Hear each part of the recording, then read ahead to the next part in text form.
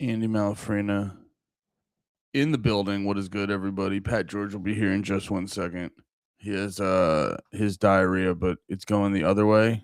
He's putting it back in. He's putting it back in. And yeah, we he was just taking Pat often likes to take big shits.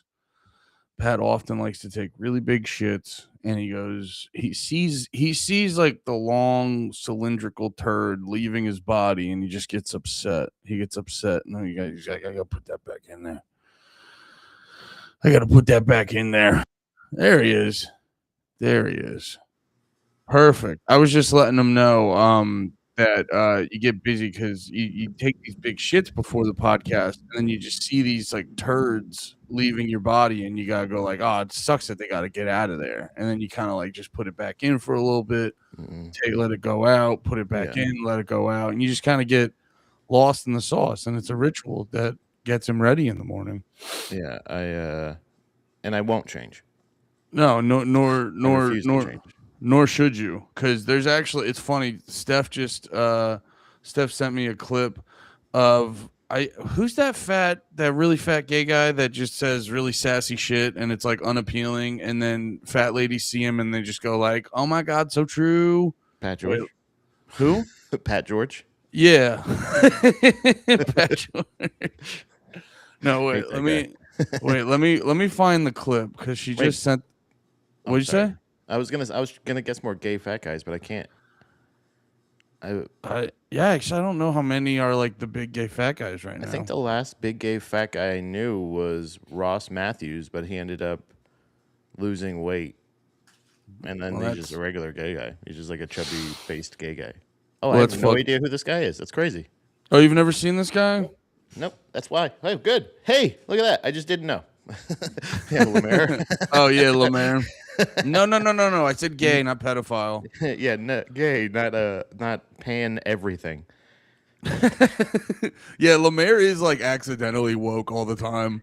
Can I ask a weird woke question real quick? Does pan also mean gay? Like kids too? Like because you'll have sex with anything? Pansexual? I gotta remind myself which one that is. I'm pretty sure that's what that one is. Like bisexual just means I like traditional old OG B and G. Yeah, wiener and vag. Yeah, and then like now it's like boy, girl, question mark, whatever you are, whatever you got, I'll put it in my mouth. Give me whatever you got, put it in my hole. It's just like you run into the restaurant and go, give me whatever you got. Of relating to or characterized by sexual or romantic attraction that is not limited to people of a particular gender identity or sexual orientation, not solely homosexual. Wait, what? Exactly. Oh, wait, is that the one that's just bisexual, but it's really pretentious? It's bisexual. It's the new bisexual, I think. I'm pretty sure. Wait, no, we talked about this a while ago. It's like, it's pretentious bisexual, because there's one that is like, bisexual is just boy or girl, and then there's one that it's like, dude, I don't even think about what type of holes or wieners on them. It's really more just about like what they got going on inside of them, and it's like, so you're a gay guy. Is sexual, romantic, or emotional attraction towards people of all genders or regardless of their sex or gender identity. Pansexual people may refer to them.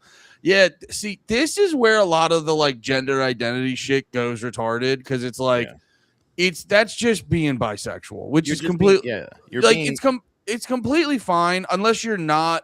If you're not a hot guy, don't be bisexual. That's gross. I don't want to see that. Like, if you just look like us and you're bisexual, like, not maybe me, not you, Pat. But like, if you look, I will say, if you look like us and you're saying you're pansexual, you're just like, yeah, desperate. Whatever you can get. Fuck up. I don't want to see, like, you remember, I don't know if you remember John Miles. He was like a normal looking dude, and he would always be like, I'm bisexual. Yeah, I'd be like, John, shut the fuck up. No one wants to hear that you fuck dudes. Like, just we barely want to know you fuck women. So unless you're like hot as shit, like if Colton comes out and is like he's bisexual, I go, that's awesome, dude. I want to see you. He is, but I don't even like. It's so funny. I've never thought of a gay guy trying to say he's bi to like look cool. But that's what everybody accuses him of like code switching. Like whenever there's a lady on, he's like, "Hey, so anyway," but It's like impossible. it's How but that's what I'm would saying. But he? that's what I'm saying is gay How guys could when they he go, "I'm code being switch? straight," you're like, "No, you're not. Yeah. No, you're not." How you doing, buddy? It sounds like it's Hey, like hey, when sweetheart, let me get in those cheeky weekies. it's like when yeah, Mm. it's like when you hear an Asian dude try to speak it with an American accent. And he goes, "How you doing, partner?" You're Hey, like, hello. I would like to use my credit card. yeah, that's how it comes off. You're like, we know you're not. Like, That's one of my favorite videos from back in the day. It's the guy, I would like to use my credit card. I would like to use my credit card, please. Is it? It's one of Do you the, have any gluten-free options? but yeah, that's the. Brother. That's why racism's so funny. It's Well, no, that's that stuff like that really made me self-assured of the things I would get offended about because I go like, no, because it's when it's fucking spot on. White people love getting made fun of. It's I just love that. Yeah. there's you know what it is. There's a lot of baggage, so a lot of people put their nastiness into making fun of white people, and they don't realize they're being nasty. But yeah, dude, like But sorry, the that's big why. gay. Well, no, that's we brought it up on panties the one time. The black people making fun of white people on a hike. I was dying. Yeah. Oh no, but Beautiful. it's why all that gender fluid shit's retarded because it's just sex-based autism. It's gender and sex-based autism because it's like pansexuality. They're like, no. It's like a way different thing because it's based off emotions. It's like, no, you're just again, I was saying it before, you're just being pretentious about your bisexuality. You're like, no, but like also a part of it is like I can be completely just attracted to emotions. It's like, yeah, you're literally the equivalent of someone who listens to jazz being like, yeah, dude, I like that kind of stuff, but like I just kind of get this more.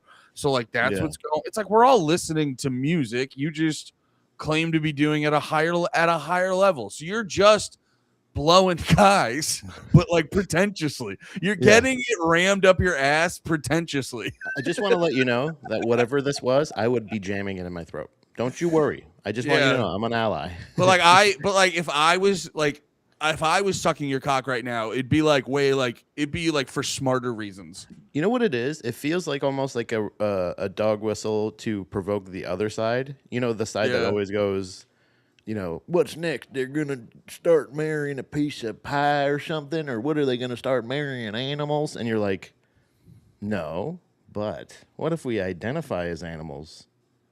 And then they go like, no. Yeah. And they're just like, what if we're pansexual? We'll have sex with anything that has a personality. It's not but that's not pie. Yeah, it's the thing where you're like, hey man, you guys kind of stop giving them what they want. It's like, you know, I want to go back to an age where we'd roll our eyes at those and then you kind of like just started doing them. You know what I mean? Yeah. It's kind of like, it's like the joke I was trying to have about the furries. I refuse to let the furries thing be like normal. It's like, if that's how you want to come, you know what it is? It's a lot of people come in a freaky way that it's fine, but you gotta kind of like keep that. I was doing the joke. I was like, you keep that to your dungeon, man. Or if you're furries, you rent out a floor of the Ramada, you do some weird shit, and you keep it professional. That's the problem. People don't want to keep their weird sex stuff they don't want to keep it professional. Everything has to be like aggressively normalized. And it's like, no, we can have things that are fucking weird, but like as long as you guys do that over there and not around kids and not around me trying to eat my lunch. I'm just trying to eat my lunch, dude. That's really what it is. Just let me eat my lunch. Yeah.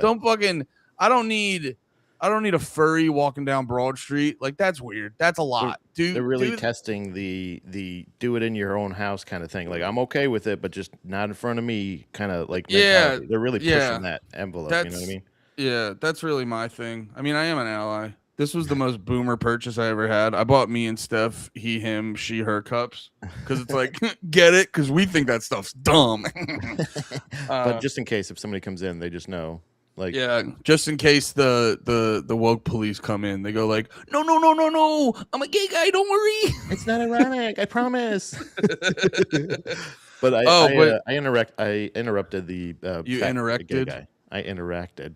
It's all good, dude. We got a long pod. Interact, interrupt, intersect. We got a chat. Got a whole chat. Happy Friday, everybody.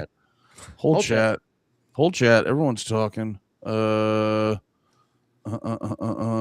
G first in the chat on YouTube.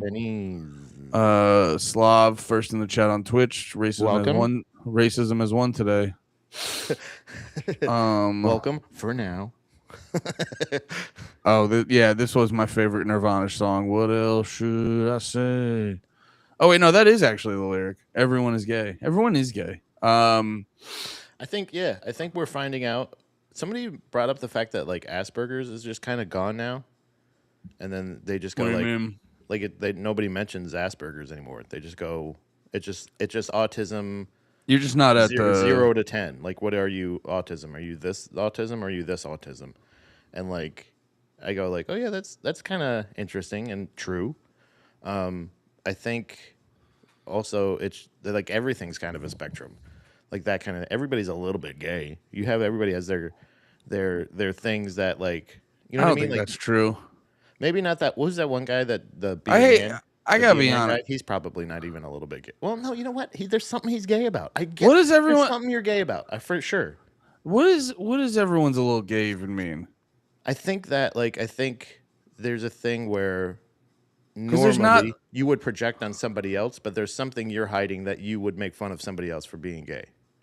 Well, that's just using terminology to hide the fact that you're insecure. I'm saying there's not 1% of me that's like, yeah, no, I'll do like a peck on a cheek from a guy. You know what I mean? Or I'll just do the tip in my butt cheeks. You know what I mean? Like in that context, I got to be honest, I'm 0% gay. But if we're saying it's like, I think that's higher on the scale though. That's what I'm saying. Is like there's like, no, I think that's propaganda. That's propaganda from gay dudes trying to trick you. That's all that is. They're just trying to flip you on teams, and they're trying to be like, everyone's just a little bit gay. I have noticed that, by the way. But this is the point: is they say the gay things that people do are not gay. They say like, hey, so if you suck a dick, do you think that's gay? Round of applause. Yeah. Like I literally just did Some of This Is Bad live. I recorded it, and it was Dylan and Colton. Hilarious show, great job, blah blah blah. But multiple times, they mention like they go like, yeah, but like just getting fucked in the ass. That's not gay, is it? And it's like, yeah. As a guy, I think that's like a thing. It's like one of those things where you're like, wait. So I think they do it on the other end where it's like, no, that's not gay at all. You're not gay. Nobody's gay. What are you talking about? That's not gay. What do you mean? Just suck it a little bit. And it's like, no, that's. I think if you go to the other side where you're like, nice try. Anyway, I want this to look nice. You know what I mean? Like, when you're putting stuff together and you're just like, that's what I mean. It's not necessarily. I think dick in the butt's like 9, 10. Yeah, but that's on the scale. A lot of that stuff considered being gay is the people who are like the most uncomfortable with their feelings. They're just calling. It's like how back in the day, before they knew as much science as they knew, everything was God. It's like if you're emotionally undeveloped, everything's gay. You know? Yeah. Yeah, I can see that. Yeah. I just hate. It's this thing of like, they make you try to feel like you're homophobic, where it's like, no, I'm happy for you guys. I just want you to know if I had a penis inside of me, it would ruin my night. It's nothing, no shade on your good time. Right. And that's it would ruin my week. Right. I'm not there. I'm not up to the below the waist gay. I'm all above the waist gay, where it's like all mental. It's all the. Why would they do that? You know what I mean? Like still like that. I just want it, like literally a sentence like, I just want it to look nice is something that I would say, and I'd go like, yeah, like, but I really mean it, and I really do want it to look nice. So I think there's like a level of like where it's like, yeah, I'm not always like I'm a man, brother, like whatever, dirty stuff, blah, blah. Like I'm not. I'm more the other. Because that's how, Pat. That's how we all think of you. Right. You guys know you don't get in the mud, Pat. Yeah. Hey, I just threw away a pair of shoes that was pretty muddy. Oh yeah, but it was because you were walking on a dog park path and tripped in the mud. Yeah. It's just because you fell. It's not that. Well, I didn't fall. You saw a bee. It went. Ah! It was a Great Dane. He just would not take a poop, and I'm like, brother, literally, if there is people that in this complex that have ring footage of me, it's probably a compilation of me going, shit. You just got to shit. You have to shit. Screaming at a dog's asshole. I would never insult them, but I was very impaired. I was very, very, very stern, very clear. I go, you got to shit. I said, Rory, you got to shit. You got to shit. I said, we're here because you have to shit. And like, I know you have to shit, so just shit, and then we can go inside. And I'm like, if you're just standing out here, we're just wasting all of our time. Just shit. He's a great. You're pissing everyone off right now. Yeah, everybody is looking at you right now. If you just don't shit, you're making a fucking ass of me.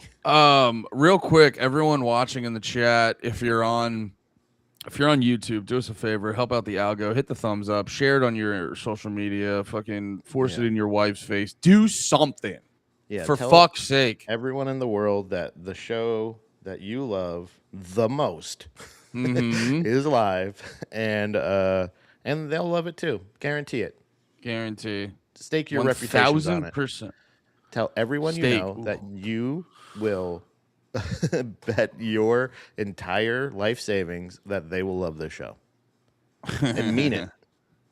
Yeah. I got to tell, also, most dope, I got to tell you, brother, you got to stop. You got to give up the hope of music streams. I can't do them anymore, dude. I just can't sit here while you watch me listen to music. I don't know. I'm probably being dramatic right now. Wait, what do you mean? Why? No, most dope just every day hits me up, and I hate letting them down, but they're not going to happen. I'm a writer now. Did I tell you this? I'm a writer. I have scripts to work on. Yeah, I have books to read. I have to expand my mind. Yeah, we have music to listen to for fun, not for content. Yeah, weird. I gotta no, I was doing that fucking. I just have to be more creative. I was doing that. I just can't do things. I just don't have the time anymore to do things that like aren't creative. I know this sounds very pretend. I'm doing a pansexual thing right now. It's like I just have to like be a little bit more than just, a fucking vessel or whatever. No, but like I was thinking about a dude doing like the music reviews. It's like, again, no shade on anyone who does that, especially if you do them right, because a lot of people do them real shitty. But I just hit a breaking point. I was like, I guess got to focus on being creative and shit like that. I can't. Like I spent a lot of my time being like, I'm gonna figure out the right take. I'm gonna figure out that's exhausting. That's an exhausting experience. And then you get nothing. You get nothing back. You know what I mean? You just get you get nothing back. You realize everyone's fucking in it for the wrong reasons. Everyone's lying about stuff, and you're just like, oh, you don't get rewarded. And then because I was also thinking about like especially too with the conspiracy stuff, it's like the final end result of that is if you like actually get it, they murk you, and you're like, I'm gonna go write a movie. Yeah, yeah. When you actually accomplish something like good or like useful for society, you end up killing yourself somehow.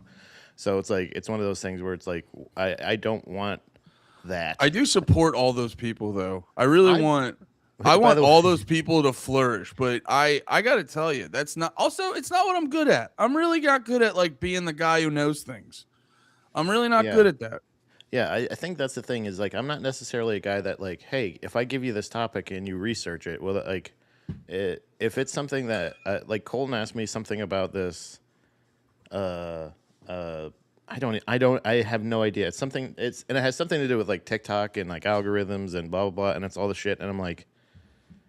And I I get this weird anxiety. It brings me back to school, and it gives me triggers this anxiety in me, where I'm like, oh my god, I don't know. I did like I have a test and I didn't study kind of feeling. Yeah. Where it's just like I don't know this, and I don't see any way of me ever knowing this. I understand that you gave me a video, but every single word that the guy in the video is saying is like fucking gibberish to me. I have no idea what the fuck's going on. It's like it becomes almost like a military weaponized thing like this action that happens to my brain where it just goes, dude, the exact I just same... can't focus, and I'm just like, this is not only is this not going to come out well, but it's also like, this feels like it's damaging me somehow. The exact I'm just like, same you're fucking... harming. I feel like Gen Z. I'm like, you're harming me with your fucking vibes right now. Like, yeah, dude, the exact same fucking thing happens to me. That's what I was like. That was the problem I was running into, where I was like, because like I for the longest time, just, it wasn't even a matter of like, this is what I should do. This is what because I wasn't even focused on what I was good at. Because I always just assumed, I was like, I can't write scripts and I can't like write a movie, and then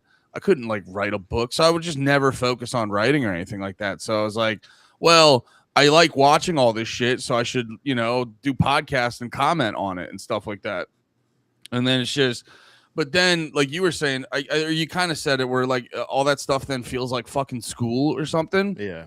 And dude, it's like the second, and I think this could be another side conversation on this conversation. It really does feel like they try to associate learning with this sucks ass. Like they try to make school intentionally suck ass, so you associate gaining knowledge with school, because that would happen. It's like, when I'm just doing something for fun, like I throw on a documentary or I find an interesting podcast, or, Rogan's got a new scientist to tell me that like my taint's giving me cancer because I'm eating fucking Cheez-Its or whatever the fuck. Yeah. You know what I mean? Like I retain that information real easily. But then when it's like, ooh, I'm going to, like, I remember when we were doing themed episodes for No More Heroes, depending on the certain topic, they would actually be brutal, because you'd be like, oh, you'd go into it with the best intentions of like, I'm going to learn about this. And then you're like, well, no, I actually have to sound intelligent on the podcast and stuff like that.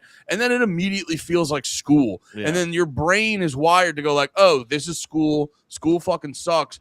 And yeah, I could listen to a fucking audiobook or a video essay or a YouTube video thing about it for like an hour or two. And then when I come back, they go, what'd you retain from that? And I go, close to nothing. Yeah. Yeah. And I just, but now I'm like in more of a mindset of like, I'm going to be creative and I'm going to make things. And I find myself just being able to pay attention, because it's now I'm framing everything in a way of like, oh, this is enjoyable. This is stuff I can do. This is stuff I'm good at. And also, I did the math. It's actually not, books aren't that many words, man. Like, it's, if you just speak for yourself. Not, but like from a writing standpoint, from a guy who can't count or read, I'm pretty sure everyone's infinite.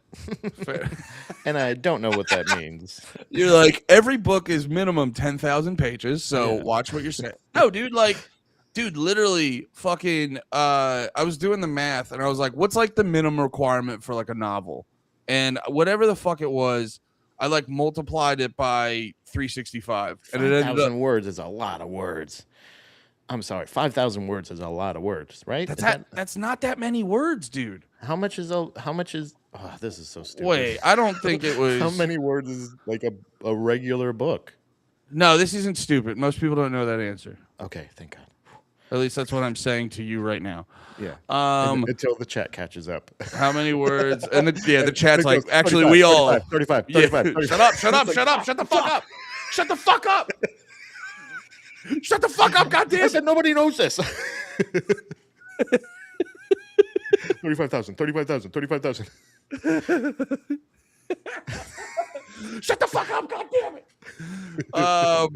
No, I know it's not. Yeah, it says the average word count for a novel varies depending on the source, genre, and whether we're talking about published adult fiction in general, but most industry guidelines and recent publishing data, including updates through 2025-26, point to a typical of 70,000 to 100,000 words for a standard adult novel.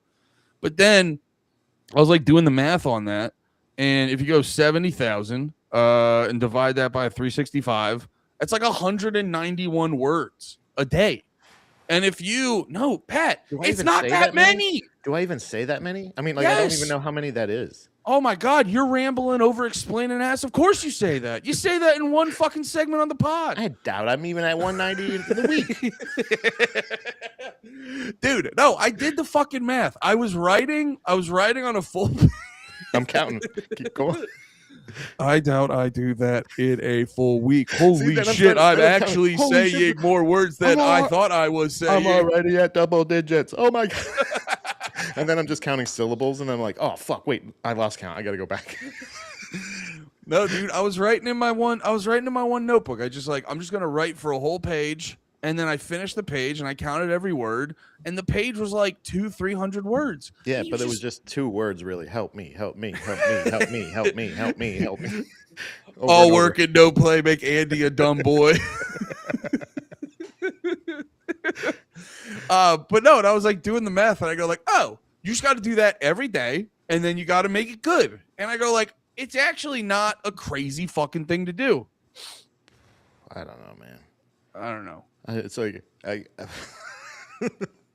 there's been so many times where like I think you're right, and I believe you. I agree because like I thought the same thing about like I go, all right, well I can't be a writer. Somebody said that once. They saw my notes at an open mic. Matt Brown, you know Matt Brown from Baltimore. Yeah. He was like, he saw my notes one night at the Comedy Zone, and he was like, man, he's like, you're a writer, and I was like. No, like it's literally one of those things where I go, nobody has ever accused me of that. There's never, I would never ever consider myself because of my crippling illiteracy. Like the thing where I go like, I can't spell this, and if I can't spell it good enough for autocorrect to get it, then I just change the word because I'm like, I'm not gonna, I don't know that word. It's not in here. It's not. I don't have that. I probably know how to say it. I categorize the how to make my mouth say it, and I categorize what it is, but not how to spell it or anything else. Like what else? You know what I mean? Like I just know I know how to sound way smarter than I think I am. Do you know what I'm saying? Because I'm not. Maybe not. You? No, yeah, that's what I was gonna say. Maybe not.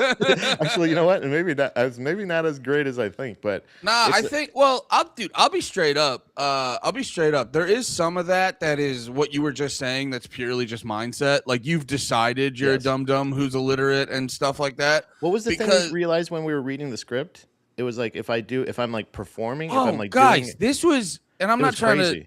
This was crazy because like so we're working on this script. I want to say no. I don't want this to come off like I'm shitting on you. It was so fucking funny though because so we're reading this script. We're doing this show with our friend Eric from Hard Times, and he wrote the script, and we were doing a read through like, and then kind of like adding and taking stuff away and seeing what was good and yada yada yada. And Pat's going through it, and I joke, but like anytime we've had you like read on the pod. The first once over, it's hit or miss, and I don't fault you for it, but it is what it is. So it never gets better. It never gets better. Like that's the thing. It's like my reading. I like have like a very short ability to like read. Like the first thing, I'll be like I'm locked in, and then like I stumble over that first word, and that's just I'm done. I'm hitting every fucking thing. And and it's and then it turns into the scene from Happy Gilmore or no Billy Madison. Today, Junior. Dude, it's brutal. I acknowledge it. You're absolutely right. So we're going through the script, and like Pat's doing good, but he's hitting roadblocks and stuff. But you're like, I know Pat. I go this first time through. It's like I'm not gonna get like shit on him for it. And then one of the characters in the script is supposed to be a luchador. And literally the line is in Spanish. It's like multiple sentences in Spanish.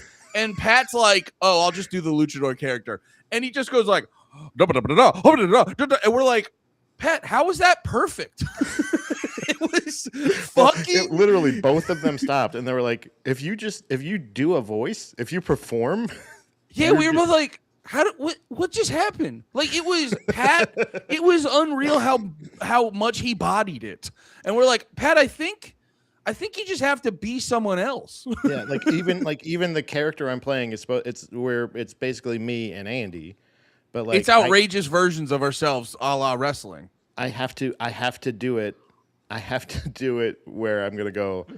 I'm Pat. Hey, Andy, I'm Pat. How's it going, Pat? Blah, blah, blah, blah, blah, blah. Like I have to do it that way if I'm going to read it. Like it's crazy, or just 2 or 3 takes, but that's it because it's one of those things of like. I mean, again, there's certain things where I'm like, I had to ask him like, how do I say r/hardcore? Do I say r/hardcore or do I say the subreddit for hardcore, and he's just like, just say what I wrote. And I was like, okay, whatever. I mean, I'm gonna read. Just write them phonetically. Write whatever you're doing phonetically, and I'll do way better. I'll go like, oh, spaghetti is delicious. I love that thing. But if it's me going like, spaghetti was delicious, I had I I had it. I had it last week. Like, Well, I think it's like, well, I think it goes back to the mindset shit because I think what happened is like you're reading your character and you're like, I got to nail this. I got to get this. This is me. And so you're like very hyper aware of that. So while you're just supposed, while you should just be like reading the lines, you might be like thinking about stuff and that's hitting you with roadblocks. Where when you got to the Spanish character, it was like, oh yeah, there's no expectation of me to do this right. So you stopped thinking and you just went on instincts, and then yeah, you got like, because that's a thing that'll happen a lot of times too when you and me would. Well, I've noticed it too when we'll be like planning something, like if we do like a panties meeting and like how we're doing with Panty Mania, we're planning something. You're a bit of an over planner, and I'm a bit of like I'm fucking Bill O'Reilly. I was like, fuck it, dude, we'll do it live. I don't know, like which, I don't. I'm not saying it's the better way to go, but it is.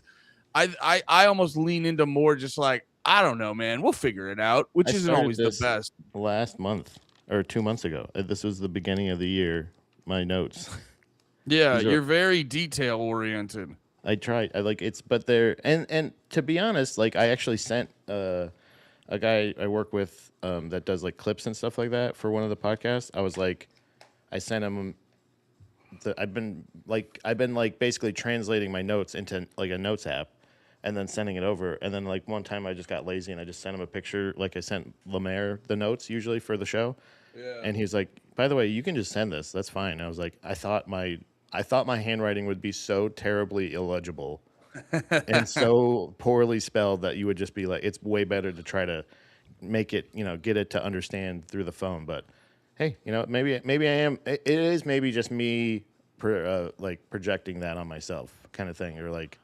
Well, that stuff can, because I say that from personal experience because I've done like stuff like that before when you're like, oh, but dude, I literally. I would like not try to get better jobs. I remember Steph yelled at me one time because I was like, I was at a shitty job, and Steph was like, the bill, like I was getting a lot of bills, and I wasn't sure I was gonna pay for certain things, and she was like, well, why don't you look for other jobs like where doing this, and that. And I remember at the time I had this like real depressing like, who am I? I'm not a guy who gets that. And she goes, stop. Yeah. You gotta like you're in a situation and you need to get out of that situation. So like, let's look for jobs that'll help that. Just focus on that. Yeah. And it's like, cause I'm a big, I try not to do this, but I'll be a big guy who extrapolates I'm a big guy. That's okay. I try not to be a big guy too, but you know what? I'm oftentimes a big guy. Yeah.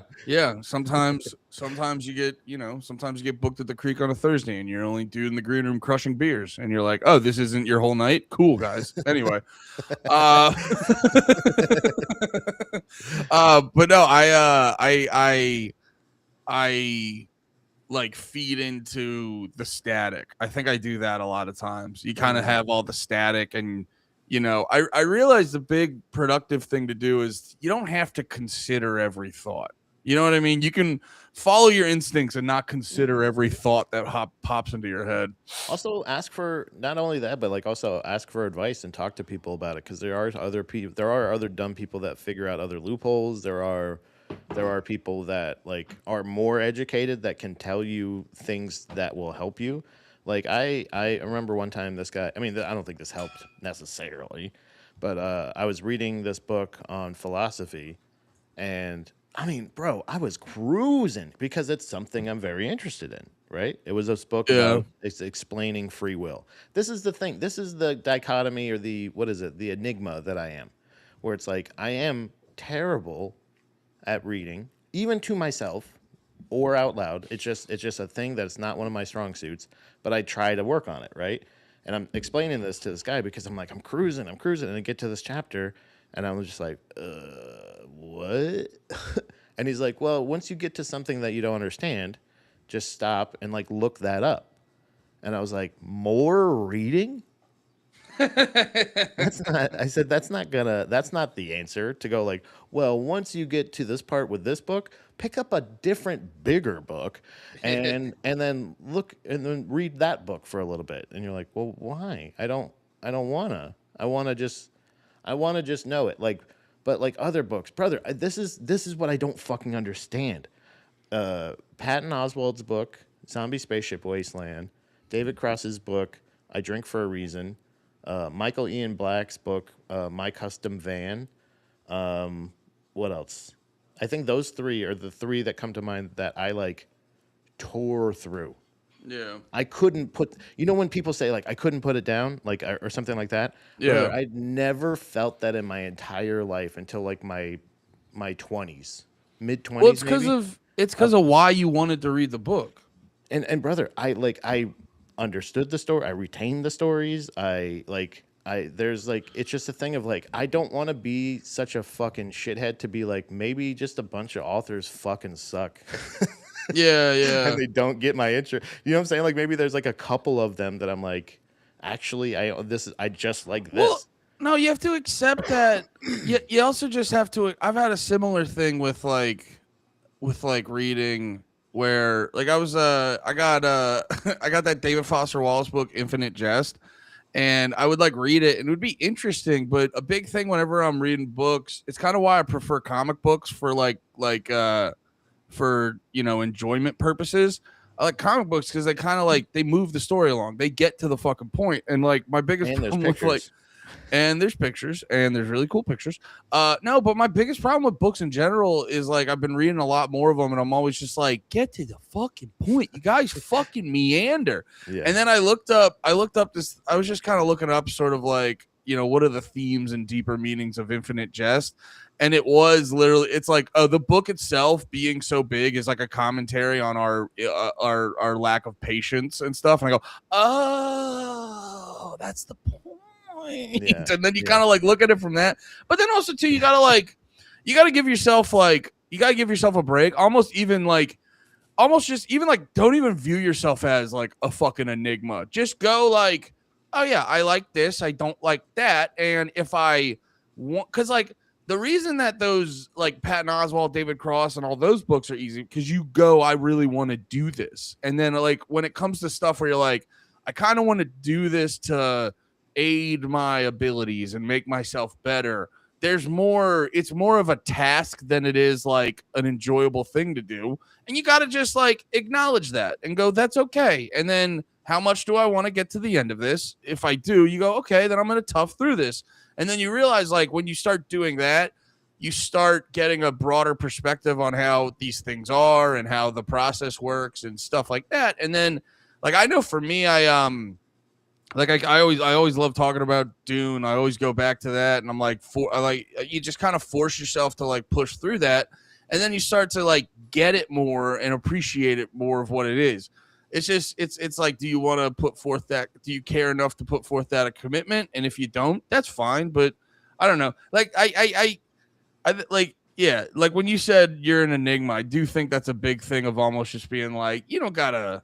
Like I always tell it to my wife when she's talking about like her problems and stuff. And a lot of people can get like when your problems, if you like trick yourself into thinking like a lot of people go like, I'm the only one who deals with stuff like this when it goes to like anxiety or depression stuff. And then it's actually, to me, it's beneficial finding out a lot of people go through that shit. Cause then you're like, oh, okay. So I'm not hopeless. Other people have dealt with this and figured that shit out.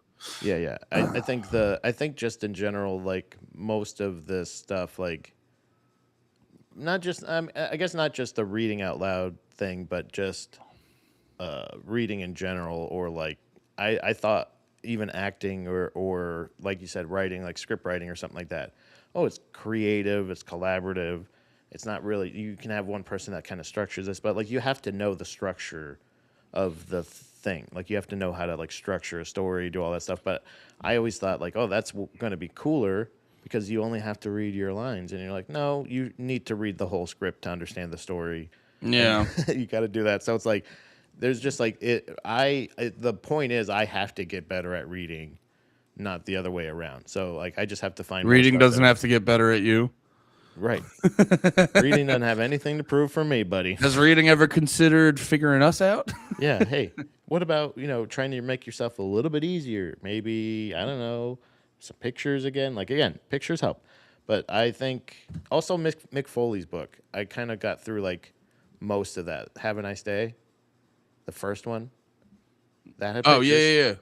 That was something that I like. I was still pretty young, but I didn't. I was very. I that and The Shining when I was a lot younger were two books that like they. Oh man, I almost got them. I was, ugh, you know what I mean? But Yeah. I usually get about halfway, and then I'm just like, I get it. Yeah. And then he won the championship. Whatever. All right. Well, no, I have been like, I will say I have been reading a lot more lately, and there are moments where you do have to accept you're like, oh, I just don't like this. You know what I mean? Because that's also the other psyop where it's the I don't know if it's put on us or I put it on myself where I go like that was half the reason I never like fucking approached books to begin with, because I was always like, I'm not one of those fucking guys. That's probably too fucking much for me. And then it's like if you just learn to sit with it and be patient, you're like, oh yeah, you forget. You're like, oh yeah, everyone did this back in the day when we just didn't have fucking TVs and shit. You know how like we were joking about this a couple weeks ago about like me being like a low grade prepper kind of thing, like very low grade. Like I've got some Sterno cans and some like prepackaged food and a couple of survival books and like a childhood Boy Scout knowledge. But like that reading would be the ultimate fucking survival tool, because like it's what happens when we lose electricity. Most people, they go, oh my god, I'm not gonna be able to do anything, and systems go down and all this other shit. But like people that can read to entertain themselves are like, oh, society's crumbling. There's nothing to do. Okay, I'll just fucking read my books. I don't give a shit. Yeah. And you can reread books like I like to rewatch movies. That it's such a fucking good skill to have, to be able to just go like, huh, I wonder what this is about. And like you said, read it and just go like, this is boring. Boop. And then and be okay with that. And just, I feel like I need to finish it. Otherwise but it's also like one of those things of like, if you're not keeping my interest, then fuck it. You know what I mean? Maybe I'll start skipping chapters. I don't know. Yeah, dude, bounce around. Fuck Maybe it. I need to read like me. You know what I mean? Like I need to be me. Reading, reading. It was funny too. Like reading manga and comic books gave me a different perspective too. Where like it's that shit where you could have a 2-hour movie feels like forever, or like, well, I guess most movies are 2 hours. Like a 2.5, 3-hour movie. Oh my god, that sounds so fucking long. And then, but also, I could also binge a whole season of like Game of Thrones, which is like 10 hours in one day or some shit like that. Yeah. Like that, everyone does that. And it's like, oh yeah, because you're not going, let me watch this 10-hour show. You're going, I'm going to watch an episode and then I could bail or I could watch another. And it's like, when you also view it that way, where you view it that way, where it's just like, oh yeah, this can be just kind of like a casual thing. I pick up a little bit of it and come back to it. Because I noticed too, like even if the book is long, as long as you stay like consistent with it, it's when you start like, I would get fucked up because I would like read a thing and then it would feel like it'd be like a huge daunting task. And I go like, let me bounce over to something else. And then I'm just like bouncing over to a million fucking things. And I got a million things swirling in my goddamn head. It makes everything feel like a lot. And then, dude, literally mix that with like, it's kind of funny too, because if you mix that with, my mindset a while ago of like, I gotta be a guy who knows fucking things. Now, on top of that, I'm also throwing in the mix of like, I gotta stay up to date with the news and know every single fucking thing in the news. I'm just giving myself 1,000 fucking things to fucking worry about. How could I possibly sit with a book? Yeah. That's what I mean. Is like, it just feels like it just feels like just not unachievable, but it just seems like one of those things of like not really not like a priority. I guess that's like a thing. Like it's a want, not a need. But I feel like it's just exponentially better, and I think I'm gonna go back into try to read. The problem is that I find is me personally, the things that I'm trying to better for myself and do for me are counterintuitive to like what like Colton asked me to do for like he's like, hey, check out this fucking algorithm thing for TikTok. And I'm like, I'm trying to fucking get off of social media, man. I hate this shit. I hate having to try to figure out ways to trick people into watching my shit. Just watch my shit or don't. Do you know what I mean? Like it's a Yeah. thing where like I'm so tired of fucking algorithms and all this other shit. I'm tired of proving myself to beeps and boops and fucking and all this other shit of like trying to ooh, if you do this and you're gonna catch the eye. Blah, blah, blah, Yeah. blah. Like I like clips. I like doing the long form conversation and I like broadcasting and talking to people. Like those are the things that I have that I know that I'm good at that I don't think I need to fucking like convince an algorithm to fucking let me in to whatever fucking realm that I'm you know what I'm saying? Like that shit is like Yeah. it gets Well, it's so kind out of of fun. control. Something like reading or something like that just gives me so much more a feeling of control of like myself, my sanity and shit. I don't know. Seems meditative. You froze, or are you just Uh-oh. judging me? Okay, no, no, that was a really judgmental look, and I was like, oh, maybe not. You still frozen?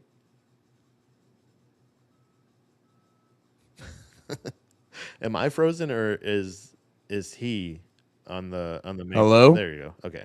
Yeah. Go back to talking. Okay. Sorry. I know. I was just making sure. But no, I don't know. I think that just gives you so much more control when you can like sit down and just kind of like you said, just be present and just read a book and not have to worry about all that other bullshit. Yeah, that was the way you were frozen. You're like, Oh, okay. My fault. I was not. Okay, so I was frozen. From my perspective, you were frozen. And then I was and that's what I not was saying. Is like frozen. I couldn't. I was asking the chat. I was like, is it him or is it me? Am I frozen or is he frozen? Word. Now I Okay. also think a lot of that social media shit too, especially in the context of like doing comedy and shit, we're kind of tricked into like that's the only way to like do things. And then yeah, because it's like yeah. Because well, also too funny enough, like I've learned I love messing around with TikTok whenever I have a fucking quick opinion to get out or I have like a fucking a funny idea. Every fucking time I just kind of haphazardly post, it does good. And then when I like think it over too much and I go like, what are we gonna have to do for this? It like doesn't do good. Like Yeah. literally, I had a joke the other night. I just randomly posted it when I was like, I thought of it at a traffic light, and like in the time of like sitting at the traffic light, I posted just a video of my face and then put words over top of it. And I posted that, and then I saw it the next day, and it did really well. And then also on top of that, because like on top of that, I had these thoughts about this Danny Brown album I was listening to a shit ton, and I made like a video of quick cuts, just my thoughts and stuff. I just cut it, I was just like recording it, and then when I felt myself hitting a long pause, I'd like stop, and then so it was like one of those quick cuts. Just comment that ended up being like a 4-minute video. That one also did really well. You know what I mean? Not as good as the short one, but that also did really well. And it's like we're tricked into it's the big thing too with like it's like a big broader AI conversation in general with like the algorithms and AI where like I think it's if you're in the world of slop, you gotta just learn the algorithm. But if you're not, if your business isn't slop, it actually doesn't benefit to like learn the algorithm. You kind of just have to like do your thing. And I've noticed it's like the more you just focus on quality or the content of what you're putting out, the more often I notice like good things happen. Because it's like if you're not, I think it's like, yeah, if you're not in the slop, you can't be ruled by slop rules. If that Yeah. makes any sense. That's what I'm saying. Is like it's a thing. I think it's the kind of cycle that people get caught on. I get, I think the best way to describe it, and I don't know if this will be like, if this will make sense to people that, probably, I don't know. I think it's a common thing, but like shorts on stage, wearing shorts on stage as a comic.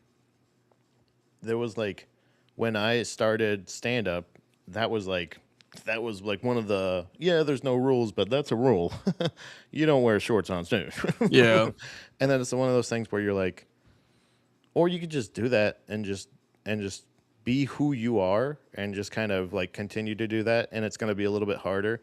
And that's kind of always been the path that I've admired and I've chosen, whether it's like music with Fat Mike and NoFX, of just kind of fuck it, like you said, we'll do it on our own. I'll start my own record label. I'll do all this other shit, and not selling out necessarily, not ever getting that commercial success and compromising who you are as people, so that way you can keep the freedoms that you appreciate and that make your life better. That's always how I've tried to like model my life, but it makes it so much harder to, I feel like, to get those like to find success. But it's also, once you get that success, it feels, I would assume, I would hope it feels that much better. Do you know what I'm saying? Like you have you get to a situation where you are comfortable, but also artistically and like creatively fulfilled. Yeah. And it's and I think that's the success that I've always kind of been seeking, not necessarily like fame and fortune and like mobs of people and all this other shit. I just legitimately want to like find, like, legitimately, this chat is fucking is the core of what I'm talking about. Yeah. Is people that just Except for you, enjoy. Slav. Yeah. No, even Slav. Because that's the thing. I want to talk to fucking everybody. I want everybody to at least the what's the Howard Stern I want to thing? hear every statistic everyone knows. Legitimately, it's because that's the other thing is like everybody has a right to fucking say their shit, but then also like we also have the right to be like, well, all right, take it. No, Not right here, but like it's that kind of thing, like the Howard Stern thing, where people that listen to him, people listen to him because they want to hear what he's going to do next. Well, Yeah. why do the people that hate him listen to him? Because they want to hear what he's going to do next. I think the thing to focus on, and it's what I've been focusing on lately, and what I've been realizing the past week I've just been enjoying like life and just like simple existence more, is because I realized I was spending my whole time going, because it's why it's like you got to learn to like be okay with yourself, even if like you have to accept that like you're not, because like for the longest time it's like obviously it's not, I'd understand I wasn't perfect and I wasn't the best, but it would be that like, but you have to be better, and you'd be like looking at who you are now being like, that guy fucking stinks, and it's like, no, it's got to be more, you got to learn to like be okay with yourself and be content with the fact that you're like, you're not who you want to be, but you're on this like fucking journey and shit like that. And then so focus on, this is what's been benefiting me, is like focusing on, well, what do I like want to do, rather than like, who do I want to be? Because if you focus on who you want to be, I like, when I was focusing on like who I want to be, I was always just like not happy with who I am now. So it would make, I'd just never be happy. I would just never be in a good mood. I'd always be pissed because I'd always be like, you'd wake up in the morning going, this fucking guy again. Yeah. And now it's like, I've been trying to focus way more on like, well, what do I want to do? And I've been, like I said, I was writing more. It's like, well, I have this idea for a TV show I want to make, and I've been focusing on that. And then that made fucking that made like sitting down and reading books easier, because then I'm like, oh, I'm gonna fucking, if I stay focused on this, I will just naturally soak up the style and what he's doing in this book, and then that I'll remember that when I'm writing. It'll just make my writing better and shit like that. And I've just been way more, rather than going like, where do I want to be? I want to be one of the fucking top comedians and I want to make a bajillion. It's like, nah, dude, I'm just like, what am I doing now? What do I like to do? I like to make jokes and I like to write stuff, and I'm just focusing on that. And it's making me, dude, because it's making me much more, obviously there's still a lot of shit that's not going the way I want it to go in my life, but I'm like living as a much more content person, and I like that a lot more. This feels like the focus though that I was talking about was like it bums me out when I have to do other shit. What? Sorry, Triple G keeps trying to he keeps hitting this line where he's like, sometimes you have to look in the mirror and say, I rack discipline. Yeah, you rack discipline. Yeah, because it really is. It's true, but it's also like once you get depression, then the discipline is a lot harder. Yeah. So I think I just think and you get a double cheeseburger at McDonald's often. It's a thing where you get I don't mind like working. I like working. That's the thing. It's like I'm not expecting to sit around and do nothing. Like, but so I get bummed out when I can't do the stream. Like I want to do 3 days a week, 2 hours a day, do the consistency, build this up, and like this is the thing. To me, this is the thing. It's not anything else. This is the creative outlet that I appreciate, I think, the most because of the longevity. I don't have to fucking email. I don't have to think about what fucking email I have. I don't have to think about what like fucking what I'm wearing on stage or what people might think of, like, well, this 5 minutes that you sent me isn't very good. I think that if you sent me a different 5 minutes, like try again or not, or just no response at all. Like I said, this is a response. This is me putting the shit out there. If I say something stupid, immediately, hopefully somebody's gonna go, no, you're fucking dumb. Whether it's you or the chat, like this is an accountability circle, and this is a safe place to be fucking retarded. This is a cool place to come and just have a fun time. Yeah, we'll talk politics. We're not devoid of politics, but it's one of those things of like we're gonna talk it through the lens of, I don't know of of two other. Well, I was gonna say normal, but like like regular dudes. Do you know what I mean? Like relatively regular dudes. Sure, I'm a little bit of a sex freak. Sure, sure you're a little bit of a sex pervert. But like it's like we all have our thing. You know what I mean? But like it's also, that's just another perspective. It's the shared perspective in general. That's what I appreciate. And like, so I don't think I think the rules for like anything when you're, especially if you're doing something creative, I think that was a good point too. When it's a creative thing, just do it. Just fucking do whatever the thing you think should be done. And like you said, hopefully that would give you peace of mind to make your life a little bit more peaceful in other ways. Well, because I felt so, maybe that's what it is. I feel so spoiled by like what I do get to do for money. And then like with like production and shit like that, like the fact that that's cool now and that's actually paying off now is great. That's wonderful. And but it's also like it makes me feel jealous, because then I'm like, not only do I want to do a good job doing that stuff, but also now I'm like, I don't deserve hobbies. I mean, I'm already living the dream. You know what I mean? Like one of those things of like, I got to just preserve my energy. Don't spend money. Don't spend money. Don't spend money. Oops, I spent money. God damn it. God damn it. I bought a USA shirt. I did that. Yeah, I love doing that. I love drinking and buying. I love drinking, watching sports, and buying a shirt when the team wins. I did that with. Oh man, I did that with the fucking Phillies. I did that. Derek, we got you, bro. I did that with the fucking Eagles. It's so fun to drink a bunch and watch a sport and then buy that team's jersey. The last thing I wanted to say is and then we can make fun of that fat gay guy finally. It's just the intro. Then we'll start the show, guys. Yeah. Show's about to start. Thanks for everyone involved in this. Hey, by the way, I feel like this is the closest we've gotten to friendship on air. Like this is what the friendship conversations are usually. I think so. I don't know. I feel like we do this pretty often. Oh, this? Yeah, bitch. I don't think this one's bitching. I fear that that's what it comes off as, and I get something about it. No.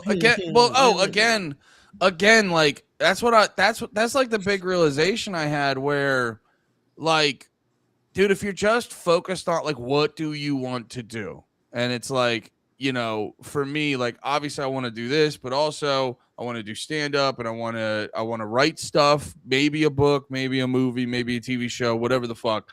And it's like that's what I want to do. And it's like once you're focused on that, all that like extra shit, you know, it's like, oh, but you know, if I said, oh, I think it'd be really cool to write a book, and it's like, oh, but you think I understand that, but I don't care because I want to do this, and it makes that extra static. So it's like for you, if you're just like, oh, I want to be a dude I just want to bring back good daytime talk radio. And then when you're like, oh, I'm talking too much about myself, and you're like, oh, wait a minute, that's also what it is. Oh yeah, you know, you're like, that's literally the thing. Very good point. Thank you very much for that. I do appreciate that because that's also something too. Is you need sometimes those other people to kind of let you know how you're doing, progress in that sense. And I want to let everybody know in the chat, you guys have been killing it. That's what kills it, Andy. Personally, you on top of it, killing it. You're more consistent than me. You're fucking nailing this. I agree. Pat, kill yourself. Wait, what are we saying? All right, goodbye. that circles the noose. I'm trying to choke myself. You call Dobbin. Dobbin, I need 2 more hands. My neck's too big.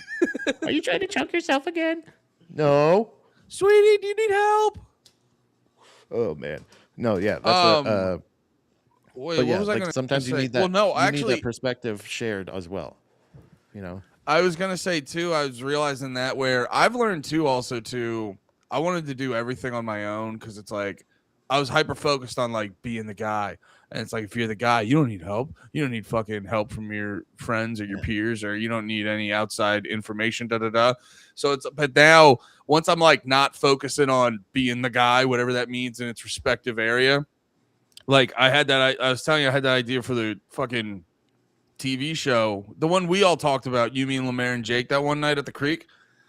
And then I worked on like, I got the outline of like the first episode done. And I explained it to anyone who would listen last night. Cause partially I was proud of myself and partially I wanted to see people's reactions to what I was saying. You know, even because speaking of isolation, you're sitting there writing this whole thing. Yeah, and you're like, cool, it's done. You're like, fuck, I don't know if this sucks or not. Yeah, well, dude, it happened to me. It happened to me on the stage. When I was on stage last night. I was doing this one joke I've been doing, but I've like added a bunch of stuff to it, and then like I'm sitting there like, bro, that's so fucking funny. Yeah. Oh my god, that's so fucking funny. And then I did it last night, and the crowd's like, yeah, it just came off depressing the way you said it. And I go, I run into that a lot. It's funny. Really? You're not just going to.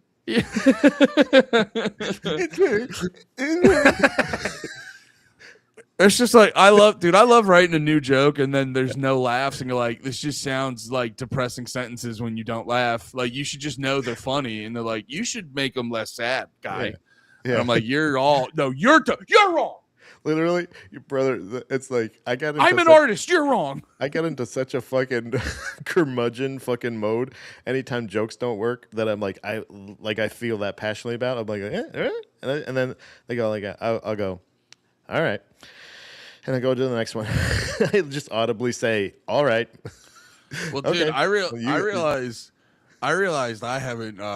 Because, like, I mean, if we're pulling back the curtain, I've been kind of in, like, a bad mindset on stand-up, and I was, like, on a real bad, and I've barely done it for like, the past couple weeks, because I'm like, I don't want to. I hate this. This sucks. I fucking hate everything. And then I finally, like, got that back recently, so now I'm, like, excited to do stand-up. And I was, like, on stage, I was like, oh, yeah, you're not as good. It's you guys. That's what it is. Well, no, I was on. Actually, yeah, there was a part of this. I was like, all right, you guys are being gay right now. I love every part of this except for fucking you guys. But also, I was. You also remember? You go, oh yeah, you can't just not do this for a month and expect to still be good at it. And I was like, I was talking to a guy. And then he said something back, and I'm like, I got nothing. And then I'm like, I literally look at him and go, you got a big ass head, dude. And the whole audience started laughing, and I go, God damn it! This is why people hate crowd work, because that sucked ass. But see, that's what I'm saying is that's the part though. Then if you say all that stuff out loud, that's the stuff that's funny because you're at least calling out and being like, yeah, that did suck, didn't it? I'm sorry. Yeah. Well, I try to do that, by the way. I hate, like, if I get you with a cheap shot, I gotta go like, I'm sorry, that was uncalled for. Yeah. Go ahead, give me one. Go ahead, come on. No, don't. You're holding up the show. Go ahead, come on. I'm lashing out. I'll stop. But no, I got sent this video, and I don't know. I don't know who these people, like, what this type of person is and how it gains popularity. Who are these?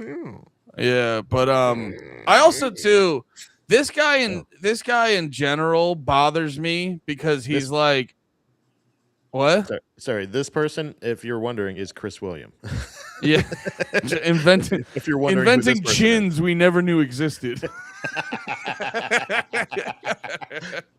But no, this guy was also pissing me off because he has this very like intellectual breakdown of like why Joe Rogan sucks ass, and I'm not trying to like cuck for Joe Rogan or nothing like that. I've been very publicly a huge fan of Rogan the whole time, but like.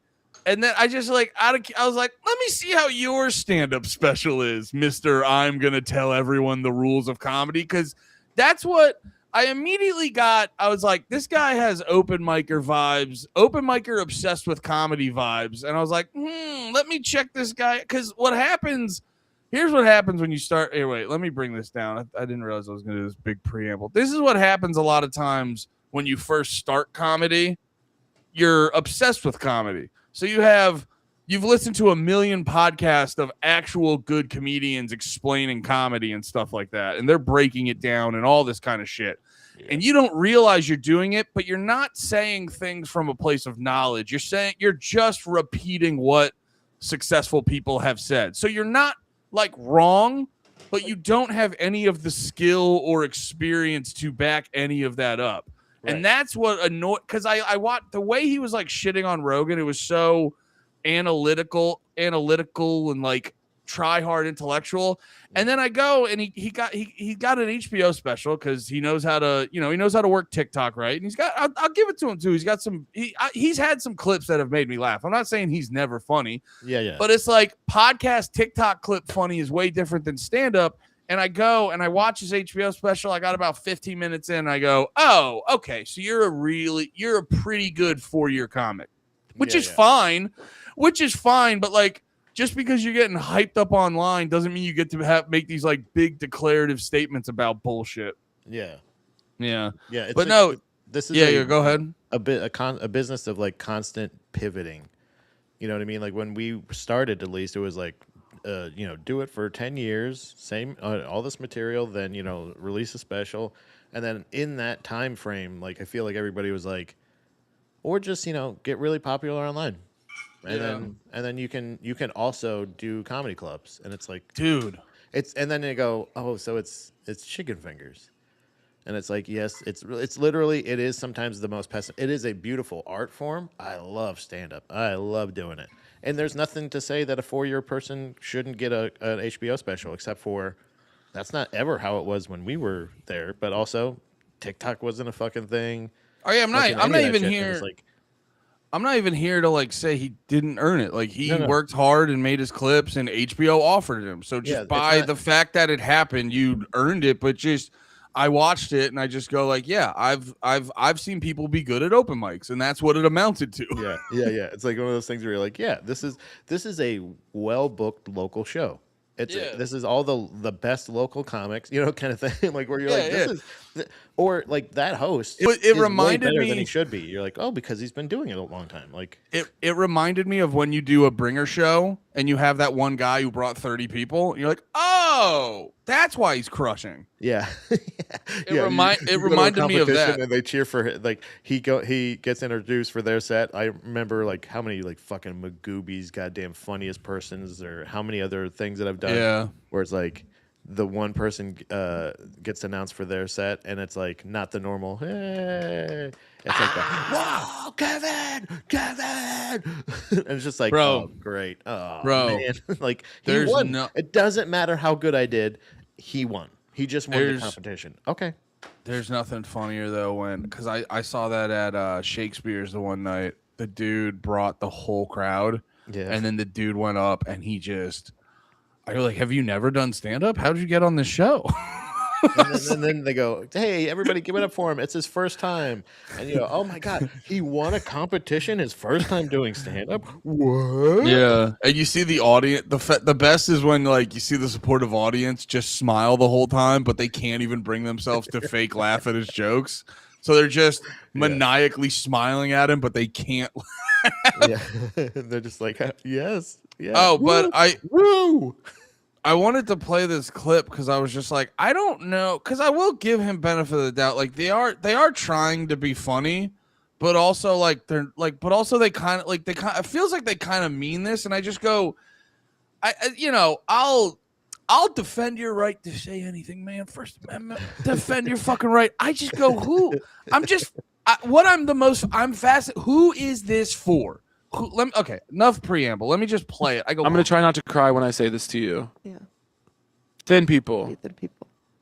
When you're buying seats for your home, I want you to think of the fattest person you've ever seen. Thank you. I want you to think of the fattest, biggest, chunkiest motherfucker you've ever encountered. And I want you to think, if I had them over, would they enjoy this seat?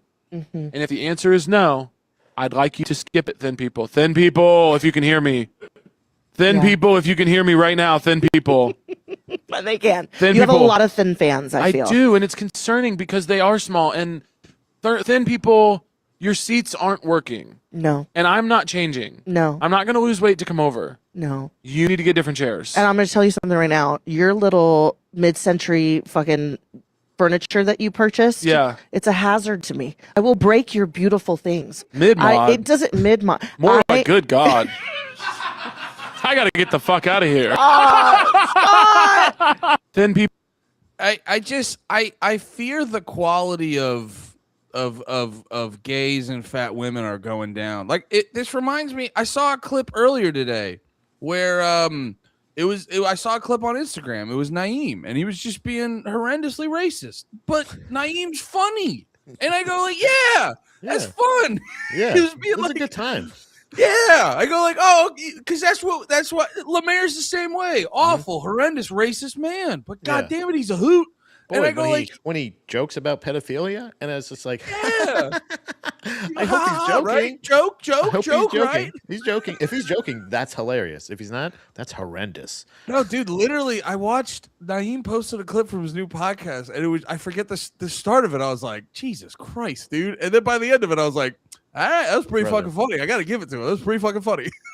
I'll say with this, I don't. It's a considerate thing, but have I ever told you about the chairs that I've broken at my grandparents, my in-laws' house? No. Chairs? Yeah. Multiple. One of them was an antique. Oh no. So like I was gonna give that to you to retire with. it was an antique like set, but like the first time was I was meeting Dominique's grandparents on her dad's side. These are people that she hasn't talked to in probably like 10 years, maybe. I don't know. I don't remember how long she said. It was like years and years that she hadn't seen them because they had a big falling out, all this other stuff. But when we got engaged, she let everybody know, all of her family, and like they were like, "Oh my God, this is so great! You should come down. You can meet them and blah blah blah." And the first time I'm going to visit her grandparents in Punta Gorda, Florida, was Wait, Punta Gorda? Is that? I'm pretty sure that's what it is. What does that mean? Punta Gorda.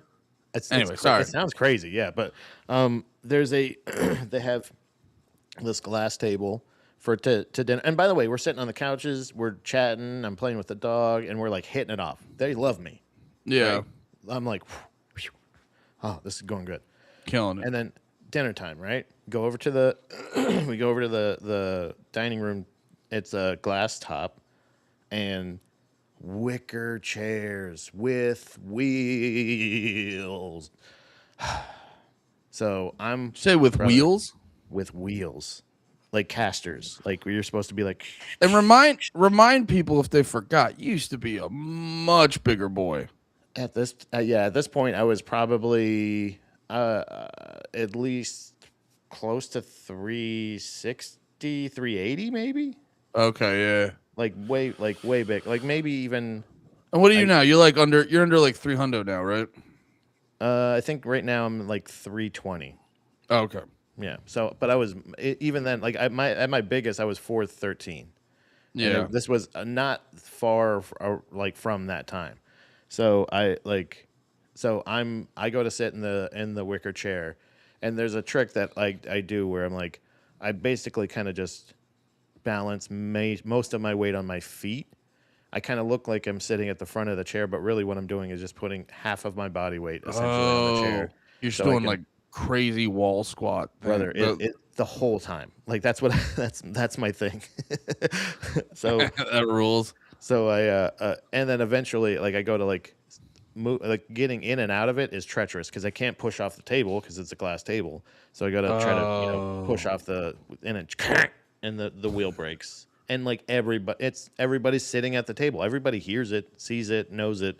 Yeah. And they're just like, "Oh, it's okay, blah blah blah," because they're rich. It doesn't matter. They're just like yeah, whatever. Those chairs break all the time. And it's just like, no, they don't, bro. But it's wicker. I get it. But that's not on them, right? Christmas, I think a couple years later, we were going there to eat, and they had set up this antique long wooden dining set that they had. And the chairs were treacherously regular. I was going to say thin, regular size, treacherously regular. Okay. Treacherously regular. And they all had fucking arms on them, right? Yeah. And brother, this is like at this point, Dom and I are already married, but this is when I know like she's in it for life. This bitch is down, right? I sit down. She's down with the clown. I sit down. I definitely was juggalo weight at this point. And I go to sit in my chair, and I'm doing I can't even do my normal trick because I can't even with the arms on it, the wooden arms on it. It's like it's constricting my fat. Yeah, and my fat pushes the fucking arm out and goes and breaks the arm. Oh but no! Dom was the only one that heard that one. And she goes, and they had explained how this was a antique set that they're using tonight. And I was like, and Dom goes, switch seats with me. And I go, okay. And like she switched the seats and she's like, oh, I think I broke the arm of this. And they're like, oh, it's no big deal. And I was like, oh my God. Damn. Dom took the bullet? Yeah. That's wild. She knows this is the second chair you've broken here. Again, now, am I going to do a bit where I'm going to go, hey, grandparents, learn that you got a fat son-in-law? Yeah. Can you get me one chair that's not already pre-broken? Yo, that is one of those things. She's like, oh, I think something happened with this chair. And they're like, oh, it's no big deal, whatever. Like, but if it was me, they would have been like, it's no big deal. You know what I mean? Yeah. Like there would have been just There'd been a little like, tension. You keep bringing this fat guy around and breaking our shit. Yeah, dude. Literally stop bringing this beast over here to murder all of our fucking appliances because we can't feed him enough. Yeah. I accidentally wiped shit on their towels by accident once. Oh my God, brother. I have had the worst luck with those grandparents. And I've done that with people I've stayed at their place. You're like, oh, I'm just gonna. So I'm gonna hide this. Now. I'm gonna hide this towel. Like I've just stolen people's towels. Brother, I don't know how. Like I just got out of the shower. How did I miss a spot? And then, like, if you remember what I was saying earlier, if I'm describing my physique, I don't have a lot of let's just say agility to get to every spot. So maybe I wasn't always the cleanest when I came out of the shower, apparently. So, so, so I'm at the grandparents and I'm just like, oh, I'll dry off. Oh, no. That's why I was like, I remember when I was at your place and a lot of your towels were white. I go, these motherfuckers are fearless. It's like, what the? Yeah. I was like, I hope I keep any of these towels for them. Tom fucking snatched up all of her stuff and she went into the fucking laundry room. She's like, I'm just gonna do a lot of laundry, and she just and I was like, man, this bitch is amazing. You just hear from the other room. You just hear from the other room Dom going, ah! Why are you crying? Every single towel. It's really yeah. But it's not on them. I was gonna say, what you didn't do is go get some better fucking chairs, you bitch. I was like, why don't you have any brown towels, stupid? Yeah, no, that is like my response to that Caleb dude. It's like, hey, maybe don't be historically 3 times the size of a normal person. Don't be like 3 times the size of the average person in human history. Yeah, don't blame the thins. We're the fats. They're normal. They're not the thins. Yeah, we're the fats. I just look at that and I just like I'm always just curious why that shit's popular. I'm like, who is that for? Who just wants to? Because it's like it goes back to my thing before where it's like, I don't know. You know what it is? It's not for us because there is like it's not. There is a type of gay dude that is super popular with like the worst ladies ever. Because you know what it is? I think it is where like you get these ladies who are like the worst, and I say that as a lover of great ladies. There's a lot of great ladies, but you get these ladies who there's a lot of great ladies out there. Well, you get these it's like you see it a lot with certain groups.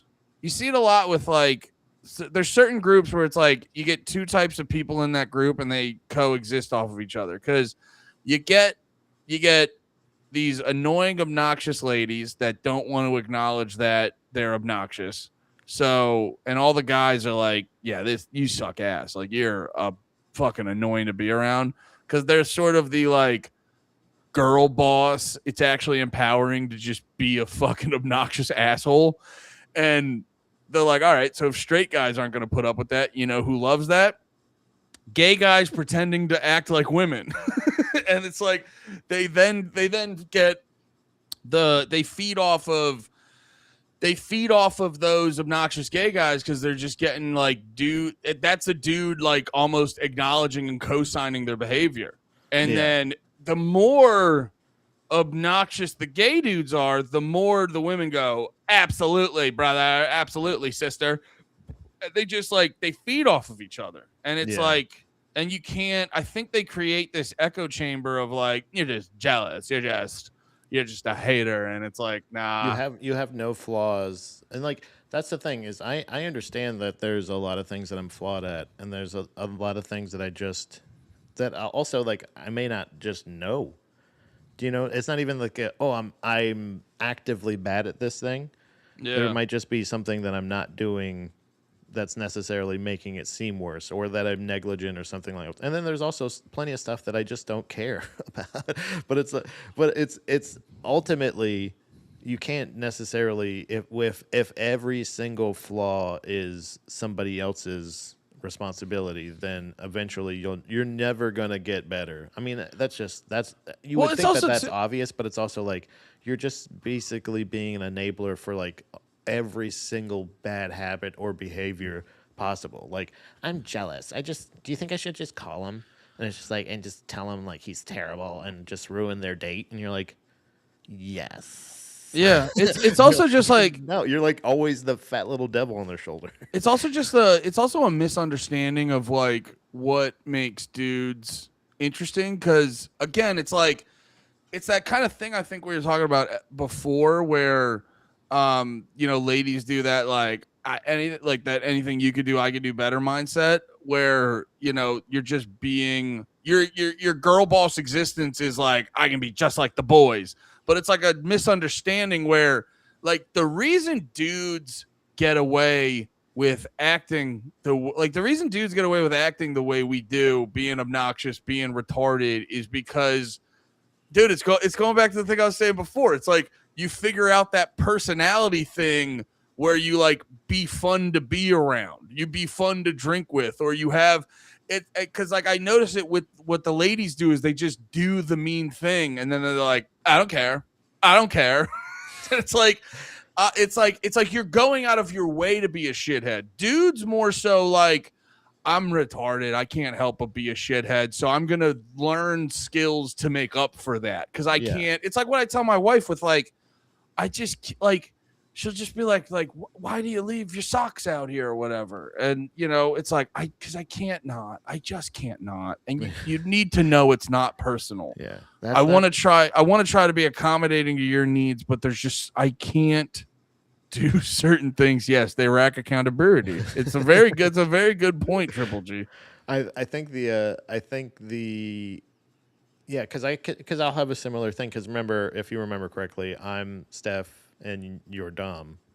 Yeah, and Dom will go like leave her like for like the beginning of our relationship. It was crazy. She would like have like piles of clothes on her side of the bed, and I'd just be like, "What are you doing?" Like, like just put them in the hamper. I'm like, I don't mind doing the laundry, but like, don't make me pick the clothes up off the floor. Just like put them in the fucking hamper. And then I would make concessions. I'd put the hamper like in her distant, like when you're headed to go get new clothes, it's on your way. It's literally on your way. You could just do it. At a certain point, I realized, yeah, it's just who she is. It's not a thing where you go, she's not doing it at me or because of me. She has improved, but it's still a thing it's a habit that she just fucking has. Like it's a thing. I think you're right.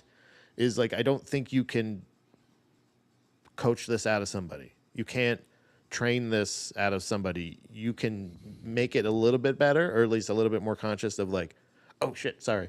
You know, like when you're picking them up, but like not necessarily where they're going to be. And you have to accept that. And I think that's the flaw with certain people, not just women in relationships, but women and men in relationships, where they kind of make that concession of, you know, I can make it better. I can fix this, and I can do this better. They both sides fucking do it. Well, it's a good it's a good there's like a good parallel into life in general, and actually you can't kind of pray like anything away. Triple G. That's what I think. Sorry. You can't pray the gay. Don't pray the gay away. Just pray the being a fucking fat idiot away. Yeah, pray that you're not fucking fat. Yeah. You wake up every day and go, "Ugh, I'm fucking fat. Please, God, don't make me fat." Yeah. Start it by saying, "I really want to blame my thin friends for not being considerate," but it's like, really, it's like, you know what you should. You know what you should pray away? The fucking second plate. Pray that away, you fucking fat asshole. Second plate pray? Yeah, second plate pray. No, what was I gonna say? Oh yeah, it like parallels similar to what we were saying earlier, where it's like, fuck, I lost the thought because I was being homophobic. I was being No, it's not your fault. I saw an opportunity to be homophobic and I took it. I saw it. I go, that's my journey. That's my journey. It's right there for me. That gay people, stop giving us so much ammo. Okay, I mean, yeah, it's such a big target with that ammo.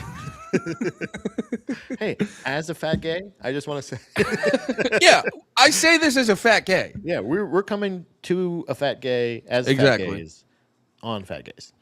We're coming. Oh yeah, it's I lost the thought. Damn it. It's similar to I'm not worked up about it. It doesn't matter. No, it was something about just like, oh yeah, it's like that constantly trying to fix everything.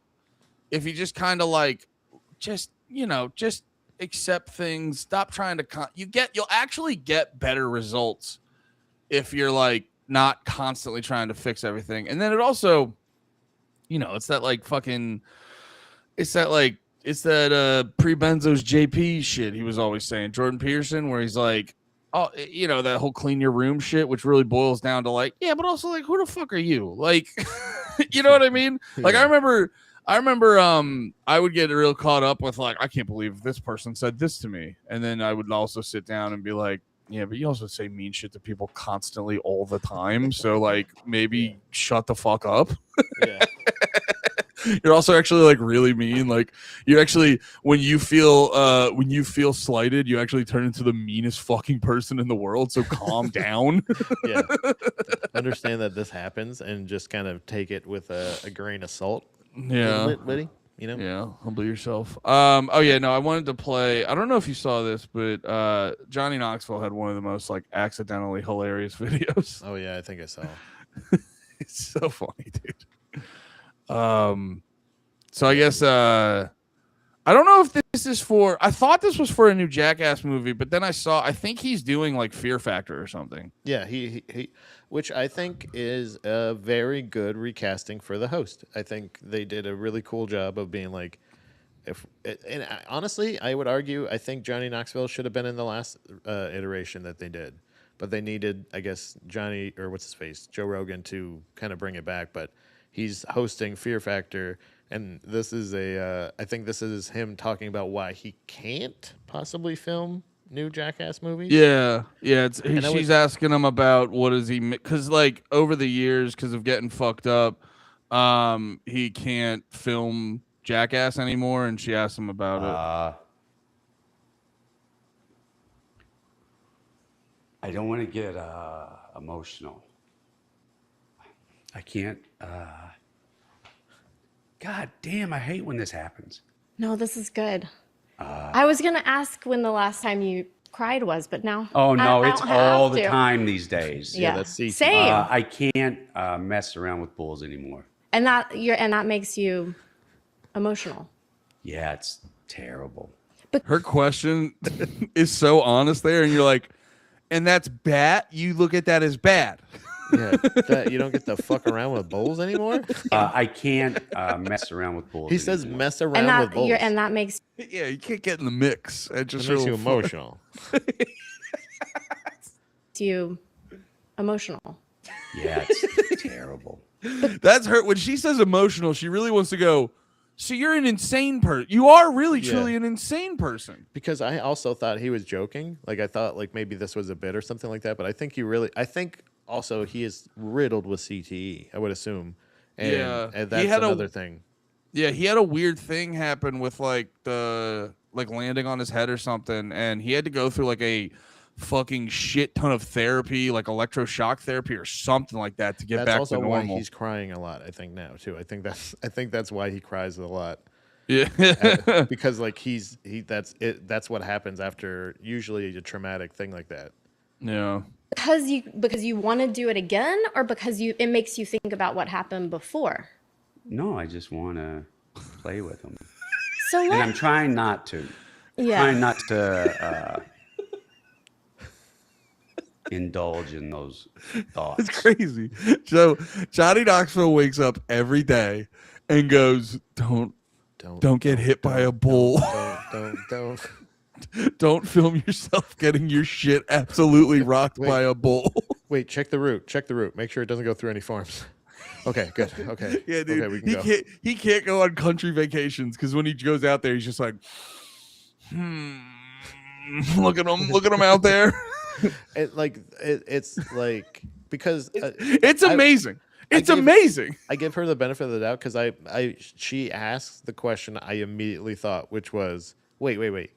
Are you crying because of like PTSD from what has happened to you? Because hey, just a heads up, that's going to lead into the next question, and I want you to keep this in mind. Because of all of the terrible things bulls have done to you, and he goes, no. I like the fun part where I go, boop, boop. He goes, well, no, he goes, I don't get to play with them. I go, Yeah. You mean Mess stand with them. there? You mean stand there while they run at you? He was right the first time when he goes, I don't get to mess with bulls anymore. Like it's like that's literally exactly what he's doing. He's not hurting them. He's not harming them. He's just fucking with them, and he just can't fuck with them anymore. And that's the thing that gets him. When she goes, what's the thing that gets you the most emotional? Not like the fact that I'm gonna I mean, I don't want to get too dark here, but like, I mean, I don't know how much longer he's going to be around. If he's like, he's still traumatizing himself. You know what I mean? Like, Yeah. and then also he's like reliving. Now he's in like the depression mode of CTE, where he's just like, I can't fuck with bulls anymore. Well, the bull stuff's Doctor funny. said if I fuck with a bull again, I'll die. The bull stuff's funny. Die, though. The bull stuff's funny too because it's like he's framing it as like, yeah, we can't, we just get in there and like magic happens. And it's like you'll watch the clips, like especially the clips where he gets the most fucked up. He was like, yeah, so I was like right here, and then this happened, and that's where it went wrong. I go, what do you mean went wrong? Yeah, like what's supposed to happen? What's the version of this where it's like that's the right? No, you stand there, you put a fucking, and I will give him credit, his sense of like comedy, because I heard him talk about this. He's like, a lot of times they think about cartoons when they're thinking of his jackass stunts, and like so when he's doing the one, he like blindfolds himself and like lights a cigarette. It's very cartoonish the way they do it. The one that I'm thinking of in particular, that's the best example of what you're talking about, is a bull is involved, but there's a wall inside the bullpen that is painted like a scenery, like a house and like trees and stuff like that, and he is in a jumpsuit and completely painted head to toe, like a part of the house. Oh yeah. And he stands against it to like camouflage himself, and he just goes like, and he goes, "All right, let him go," and he's like, and the bull comes out, and like, and it's so funny because I don't know how much he actually liked it, because the bull came out and he goes, like the bull was falling for it at first, like, but I think he was just like, he just reacted and like moved, and then the bull saw him, and on his back there was this big red bullseye. And it's just like a thing where you're like, yeah, man, when you're successful, it feels like he just always apparently wanted to be a rodeo clown. That was his aspiration. He didn't give a shit about skating. He didn't give a shit about Jackass. He didn't. What his thing was, let's get to the bulls. Like that's what this is telling me. It feels like. Yeah, I think partially a rodeo clown, but also in general, I think like a stuntman, because that makes, but like an Evel Knievel type, not like, oh, I want to make this look good for a movie. Like I want to do Evel Knievel shit, because that's what makes this make the most sense. Where you start to realize, not a stunt double, a stunt man. Like a fucking jumpsuit, like fucking. I'm gonna jump over Springfield Canyon. You know what I mean? Yeah. I'm not. And you realize, you're like, oh, when you go about it that way, when that's your mindset, you start to realize this is, because we all take it for granted as just like, oh, these dudes are just getting their shit rocked and it's funny to watch because someone getting hit in the nuts is hilarious. And it's like, no, this is Johnny Knoxville's art. This is his art, and he's like he's doing Fear Factor in this stuff because that's a responsible decision as an adult who wants to prolong his career and provide for his family. But if Johnny Knoxville had his way, he's like, yeah, no, I'd be getting rocked by bulls every day I wake up because that's my art. That's how I express myself. And you're like, that's his fucking his masterpiece is bull fucking with. You know what I mean? Like that when he has that kind of level of, I don't know if that's even self-awareness, or again, this could just be crazy CTE, but him going to Fear Factor is a very responsible pivot where he still gets to be logical too. In that vein, and that's totally cool. But like, brother, good God, it's fascinating. It's so fascinating because it is not the fact that he's afraid of or has PTSD because of the bulls. It's literally because I can't play with them anymore. Yeah, and you're like, I don't know, man. You can. Yeah, I will say this. I definitely agree CTE's fucking with him at this point. But I think this is, dude, his first, I don't know if he was doing a bunch of shit before this, but like, if you remember the first big thing that got him on the map, he basically was, it was for that magazine, that skate magazine, Big Brother. Mm-hmm. And he was like putting on bulletproof vests and basically like he was testing out bulletproof vests for the Big Brother magazine. Like, Johnny Knoxville's been a fucking insane person from the jump. Yeah, he is somebody that truly did get famous for who he was. And now he is much like a professional wrestler, UFC fighter, any professional fighter, anything like that. He has put his body through so much. All those fucking guys. Yeah, dude, he's kind of like Ric Flair, and he's like not accepting that he's got to hang it up because it's not safe for him to do it still. Yeah, he is. I would venture a guess that when, I don't know, I don't want to say this, I don't want to put this out in the world, but it feels like he would do a stunt to like say goodbye. You know what I'm saying? Like, yeah, I think he would plan a thing where like it would be like, oh my, because like that's what he doesn't want to be remembered for the Dukes of Hazzard movie. He doesn't want to be. I mean, not that it was a funny movie. He just doesn't want to be like he doesn't give a shit about his like stardom necessarily. He gives a shit about his like legacy. His legacy. No, 100%. Because like Mick Foley. Yeah. No, 100%. Because like you can tell through some of the stunts he's done. Like I remember one of the big ones where he was on they were doing the rocket, and it was gonna like it shoots him into the air into the lake. And the first time they did it, the rockets inside of it fucked up, and like one little piece shoots out of the rocket like right next to his head. Oh yeah. And like when they're talking to him, like a normal person should see that and go like, "Holy fucking shit, I almost died." Yeah, and he's take just the rest like of the day off and like just he's focused on like, okay, how do we figure it out so the stunt goes right? And I think people don't see that because Jackass showed you so much of the like behind the scenes. So it was just more representative, like, you know, oh, dudes hanging out doing crazy shit. Yeah. Because they showed you so much of the process. But I think for Johnny Knoxville, his art truly is in those moments when it's like, we're going to do this and we're going to do it right. And it's going to be crazy and I'm going to get fucked up. And that's, I'm sure, like I said before, I'm sure he's got some CT, but I think he's just a genuine crazy person. Yeah. And I think it's the same kind of like, there's a level of that, but there's also, well, when he's like, I cry a lot now, like, it's like, that's agent and literal brain damage. But where he's coming from is I think the same as like Ric Flair of like, man, I just wish I was fucking in my fucking prime again. And I was just out there fucking beating people up and running around drinking. Like he's still drinking and shit like that, but he can't. Getting like, kicked in the balls. Oh wait, Ric Flair, not Johnny Knoxville. But like legitimately where you're like, oh, did that look good? Like that's most of the times, like any clip for Jackass or anything, he's just like, how'd it look? What did it look like? You know, like it's because that's, like you said, that's his art.